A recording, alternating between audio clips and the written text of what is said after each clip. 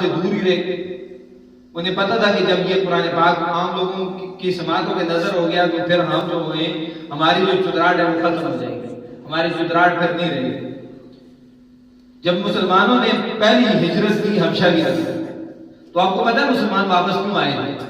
وہ تو بڑے پرامن رہ رہے تھے نا وہاں پر, 12 مرد 4 عورتیں بڑے پرامن رہ رہے تھے حبشہ کے اندر نجاشی کے پاس. یہ واپس کیوں آئے تھے؟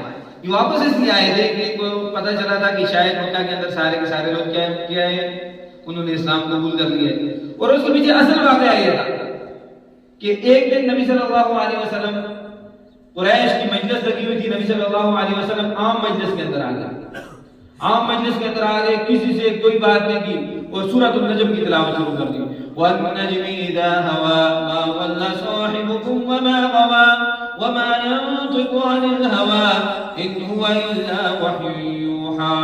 اور جب اس سورت کی آخری آیت نبی صلی اللہ علیہ وسلم نے پڑھی جو کیا ہے فَاسْجُدُوا لِلَّهِ وَاعْبُدُوا, تو سارے کے سارے کافر جو تھے وہ سجدے کے اندر گر گئے. انہیں پتہ ہی نہیں چلا کہ ہمارے اوپر قرآن پاک نے کیا اثرات ڈال دیے. کافر کس چیز کا انکار کرتے تھے؟ سجدے کا انکار کرتے تھے نا, کہتے تھے کہ ہم اللہ کو سجدہ نہیں کریں گے. قرآن نے کہا سجدہ کرو, وہ دڑام سے نیچے گرے اور انہوں نے سجدہ کیا.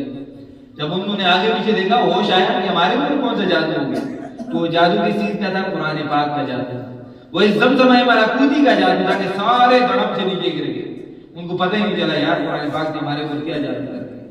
اور جو اتفاق سن لیتا تھا وہ ایک جماعت